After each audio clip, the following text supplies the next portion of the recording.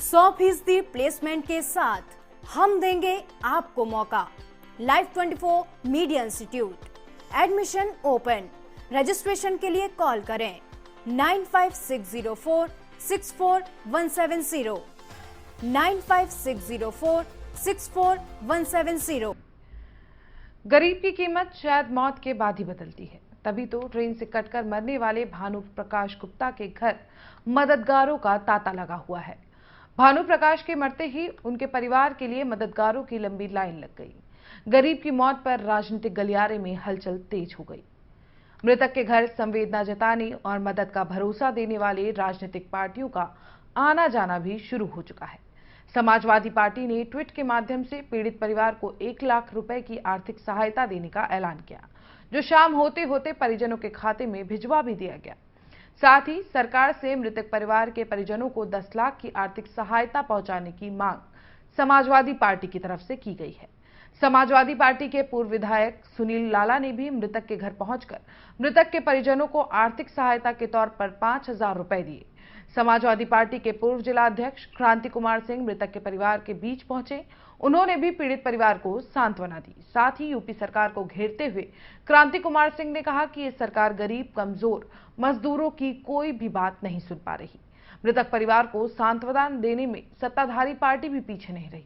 Bharatiya Janata party के प्रदेश प्रवक्ता जुगल किशोर मृतक के परिवार के बीच पहुंचे और मृतक की बड़ी बेटी की शादी कराने का आश्वासन भी दिया। साथ ही प्रशासन की तरफ से मृतक के परिजनों को राशन की एक किट भी उपलब्ध कराई।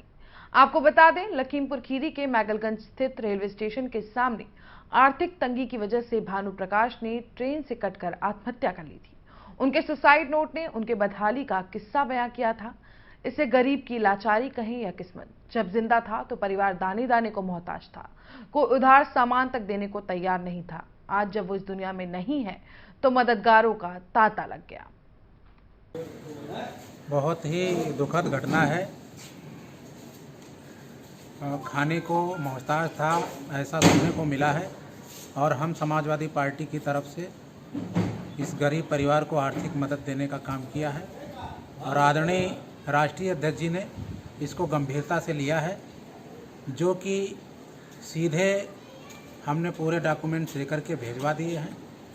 1 लाख रुपए की मदद उस परिवार, गरीब परिवार के लिए की गई है और जब भी बैंक खुलेगी सोमवार को अपना पैसा निकाल सकते हैं। जैसा कि मुझे जानकारी है, पैसा अकाउंट में आ चुका है।